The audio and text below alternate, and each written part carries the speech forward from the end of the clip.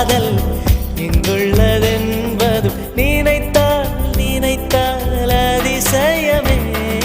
கல் தோன்றி மண் தோன்றி கடல் தோன்றும் முன்னாலே உண்டான காதல் அதிசயம். 16 வயதான பருவத்தில் எல்லோர்க்கும் படர்கின்ற காதல் அதிசயம். பூவுக்குள் ஒளிந்திருக்கும் கனி கூட்டம் அதிசயம். வண்ணத்து பூச்சி உடம்பில் ஓவியங்கள் அதிசயம். துளை செல்லும் காற்று மெல்லிசையாதல் அதிசயம்.